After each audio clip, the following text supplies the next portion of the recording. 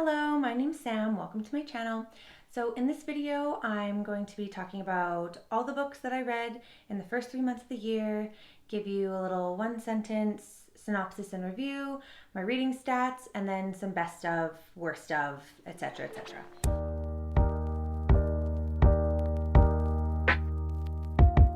I read most of my books from the library or via audiobook, so I don't have like a pretty stack to hold up and show you. I guess I could keep them checked out from the library or recheck them out, but that just stresses me out. I like to return them like immediately after I finish them. It gives me a little dopamine hit when I finish a book and then return it to the library right away. So I read 22 books so far this year. Here they all are. I read 6,617 pages, with the average book length being 300 pages. I had 5 5-stars, 2 4.5 stars, 9 4-stars, 3 3.5 stars, 1 2.5 star, and 2 2-stars, with my average rating being a 3.9. That sounds pretty typical. I tend to rate more books 4 and 5 stars than 3 and 2 stars, and I've never technically rated a book 1 star, although there is one that I can think of that could take that honor. As for genres, I read 4 romance, 2 thriller, 2 horror, 1 mystery, 5 fantasy, 2 historical fiction, 4 general fiction, and 2 nonfiction. Now that's out of the way, here are the 22 books I read so far this year. Death Valley by Melissa Brodeur. A grieving woman hallucinates inside a cactus and then gets lost in the desert. A book about grief with an interesting narrative style and voice. It was thought-provoking, sad at times, but also funny. 4.5 stars. Mammoth at the Gate by Nevo. Cleric Chi returns from their travels to the Singing Hills Abbey to find many changes. Less of a story within a story like the others in this series, and more about Chi's current predicaments and experiences. 4 stars. Icebreaker by Hannah Grace. A hot hockey player and a hot figure skater are forced to share a rink and are mad about it until they realize they want to sleep together. Cute, spicy, a little too long, but no tropes I hated, so 4 stars. The Obelisk Gate by N.K. Jemisin.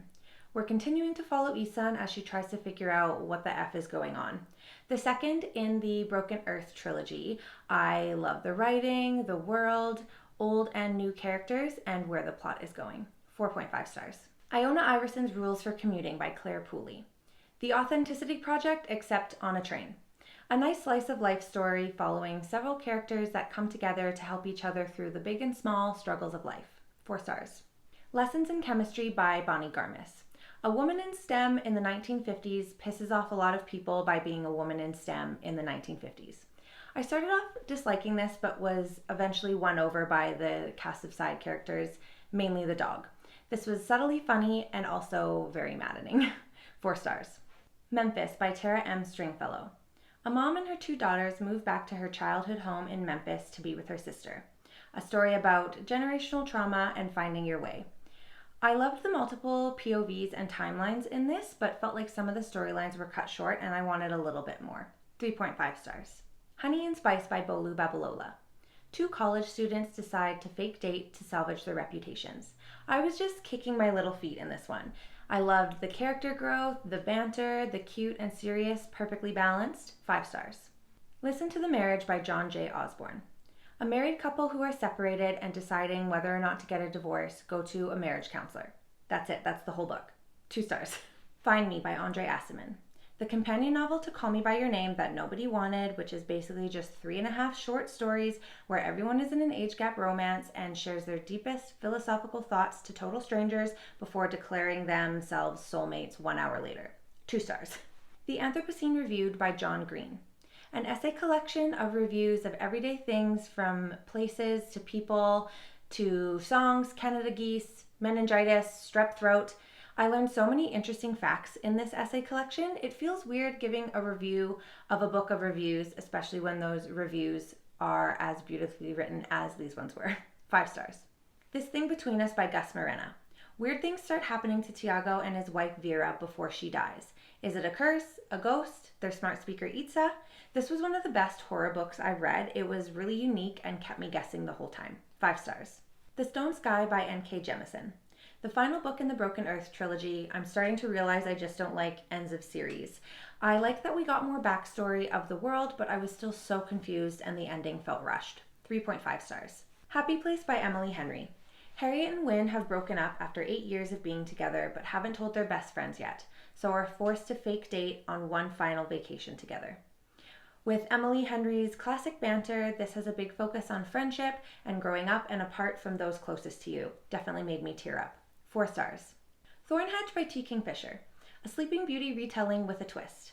I love T. Kingfisher's characters, the world she builds, the subtle humor, and that was no different in this one, but it did feel like it was missing something. Overall, still a good time. 3.5 stars. A Curious Beginning by Deanna Raybourn.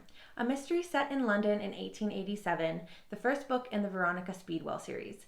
Someone believes Veronica to be in danger, so they put her in the care of Stoker. But when that person turns up dead, Veronica and Stoker go on the run.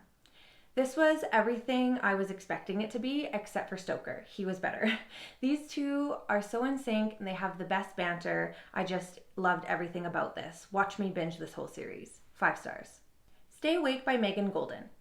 Liv wakes up in a cab with no memory and writing all over her hands telling her to stay awake, and she maybe killed someone and she's maybe in danger. This was very readable, but considering Liv is basically a sitting duck with no memory and is purposely sleep depriving herself, the villain should not have had this hard a time getting to her. 2.5 stars. How Far the Light Reaches, A Life in 10 Sea Creatures by Sabrina Imbler. I love when I get to learn about a topic from somebody who is clearly knowledgeable and passionate about that topic. With beautiful writing, we get interesting facts about cuttlefish, immortal jellyfish, salps, and how aspects of those sea creatures' lives connect with the author's life and human life in general. 4 stars. Erotic Stories for Punjabi Widows by Bali Kaur Joswal. This is exactly what it sounds like. Nikki is a modern Punjabi girl living in London. She thinks she's signing up to teach a creative writing class, but the 4 widows that sign up have other plans, and they quickly use the class to share and write erotic stories instead. This ended up having a totally different vibe than I originally thought. Part romance, part mystery. The ending was a bit much, but I love the relationships and the character growth and the community that was represented in here. 4 stars. A House with Good Bones by T. Kingfisher. When Samantha goes to stay with her mom and finds the house reverted back to how it was when her mean and racist grandma was alive, she has to think, is her mom sick? Being watched? In delayed mourning? I loved being inside this character's head. She was smart, witty, rational. She so badly wanted to find a logical explanation to everything that was happening. And I love when a horror book can be scary and also make me laugh out loud. 5 stars. Medusa by Jessie Burton.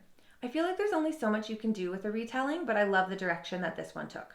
Majority of the book is just Medusa and Perseus sitting on either side of a cave, discussing events in their lives that led them to the moment they are now.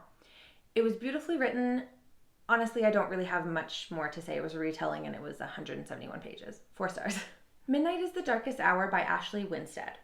A skull is found in the swamp of the God-fearing southern town of Bottom Springs, Louisiana. The sheriff declares it the town's first homicide. The town goes into a frenzy. Meanwhile, the pastor's daughter, Ruth, loves Twilight and is secretly hoping her bestie is Edward Cullen. This simultaneously reminded me of a lot of things while also being very unique.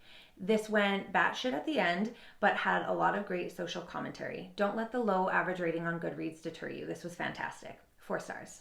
Now some best of, worst of. My favorite so far. I think it might be recency bias, but it has to be A House with Good Bones. T. Kingfisher's books just do something to me. Are there any here that I think could make my best books at the end of the year? Yes, this one, and also This Thing Between Us and A Curious Beginning. I imagine I'll read more in the Veronica Speedwell series, and then it'll just be an accumulation of loving those books, and I can't imagine it not ending up in my best books of the year.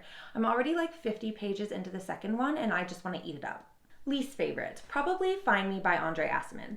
Both the 2 stars that I've had so far this year, Find Me and Listen to the Marriage, I read both of those books because they were wrapped up at my library as Blind Date with a Book, and I did it as like a fun little Valentine's video. So I'm not that mad about it. Were they bad? Yes. Did I go into them thinking they were going to be good? No. Stay Awake by Megan Golden, on the other hand, I did go into thinking it would be good because I loved Night Swim, and it was not. So consider this a bonus rant review. The villain in this is so dumb.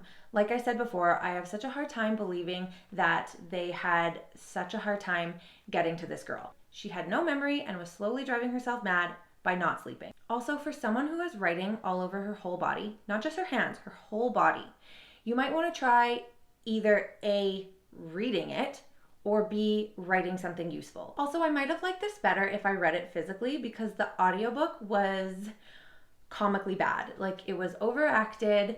There was a European character, and the European accent that the narrator did was so cringy. And actually, every voice the narrator did was just really over the top, and it was exhausting to listen to.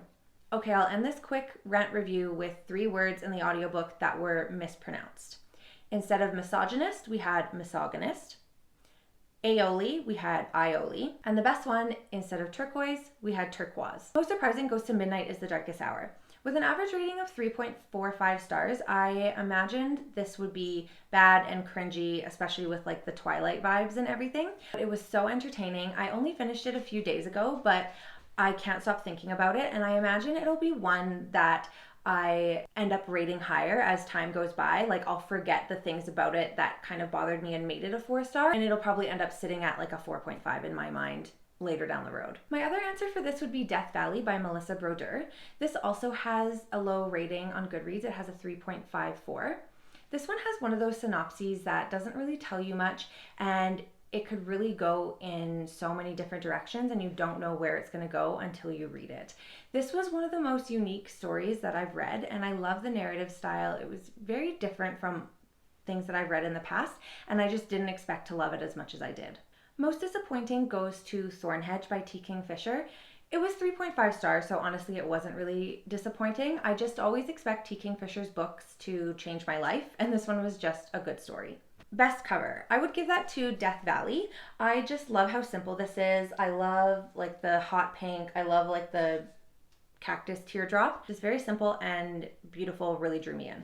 Best title. Obviously erotic stories for Punjabi widows. Lastly, I'm going to do best quote, and that was from Medusa. Sometimes not even folding yourself into the smallest, littlest shape is enough, so you might as well stay the size you're supposed to be. Okay, thanks for watching. See you when I see you.